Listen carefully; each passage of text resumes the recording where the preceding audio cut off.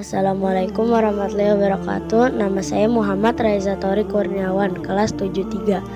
Misi dan strategi dakwah Rasulullah. Mengajarkan ketauhidan. Rasulullah berdakwah mengubah perilaku masyarakat Arab jahiliyah yang meyakini berbagai Tuhan, politeisme, dan bodoh terhadap keimanan kepada Allah Subhanahu wa Ta'ala. Membangun manusia yang berakhlak mulia.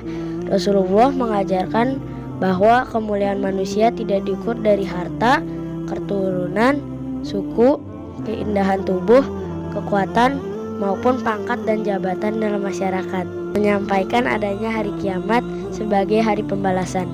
Sebelum Islam datang, masyarakat Arab tidak mengetahui dan mempercayai adanya hari kiamat, sehingga Rasulullah lebih memprioritaskan dakwahnya untuk mempercayai hari kiamat. Mengubah perilaku masyarakat jahiliyah. Kehidupan sosial masyarakat pra-Islam dikenal dengan masa jahiliyah, masa kebodohan, sehingga sifat dan perilaku mereka sangat menyimpang dan melanggar norma-norma sosial. Rasulullah diutus untuk merubahnya menuju jalan kebenaran Islam, berperilaku baik dan memuliakan manusia. Rasulullah mendapatkan julukan Al-Amin, yang berarti dapat dipercaya atau jujur. Selain itu, banyak sifat Rasulullah yang mulia, sehingga orang yang melihatnya akan timbul rasa hormat dan rasa cinta kepadanya. Membawa kedamaian. Melihat dari sifat dan perilaku masyarakat Mekah yang melenceng dari akidah Islam, karena itu Rasulullah menyebarkan kedamaian agar sifat dan perilaku serta kebiasaan buruk mereka menjadi cinta kedamaian. Memberikan teladan yang baik kepada manusia. Kasih sayang. Allah Rasulullah adalah orang yang tegas, perkasa, serius, dan tegar, namun semua itu tidak menutupi kasih sayangnya. Kedermawanan. Allah Subhanahu wa Ta'ala telah menetapkan 1/5 harta rampasan untuk Nabi Muhammad SAW, dan jatah beliau adalah 1/5 dari yang 1/5 itu. Kesabaran. Kesabaran Nabi Muhammad SAW terlihat dalam setiap kehidupan yang dihadapi. Memberikan teladan yang baik kepada manusia, rendah hati dan kesederhanaan. Nabi Muhammad SAW tidak suka pujian dan julukan. Dalam kesederhanaan itu, beliau sangat rendah hati, sangat santun. Kemurahan hati. Nabi Muhammad SAW memiliki kemurahan hati yang sempurna.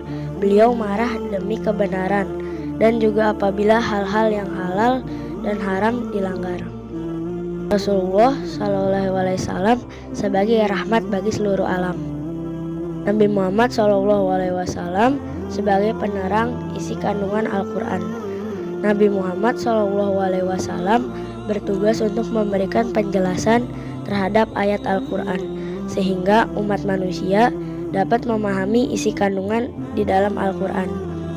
Nabi Muhammad SAW adalah seorang Rasul dan pelindung. Tugas Nabi Muhammad SAW adalah menyampaikan risalah dari Allah kepada umatnya. Beliau selalu melindungi orang yang berbuat benar dan terutama kepada orang yang berbuat kebenaran. Nabi Muhammad SAW sebagai pemimpin umat.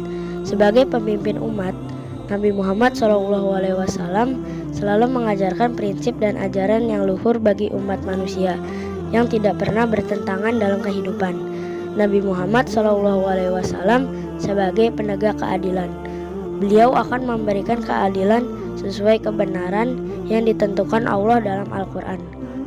Nabi Muhammad SAW sebagai pelaksana amar ma'ruf dan nahi mungkar. Selain memerintahkan agar umatnya berbuat makruf dan menjauhi yang mungkar, sebelumnya beliau telah mencontohkannya, yaitu dengan melaksanakan perintah Allah dan menjauhi larangannya. Nabi Muhammad SAW sebagai pembawa berita gembira. Berita gembira yang dimaksud yaitu bahwasannya setiap perbuatan manusia di dunia ini akan mendapatkan balasan di akhirat kelak. Mengatur perekonomian. Tujuan antara lain untuk membantu orang lemah dan teraniaya agar tidak dirugikan dalam perdagangan, serta membantu fakir miskin dalam dalam meningkatkan perekonomian masyarakat Mekah. Membawa pencerahan, kehadiran Nabi Muhammad SAW dengan membawa agama Islam di tengah-tengah peradaban umat manusia memberikan hikmah yang sangat besar bagi manusia dan dunia pada umumnya yang dapat mendatangkan kedamaian. Terima kasih. Wassalamualaikum warahmatullahi wabarakatuh.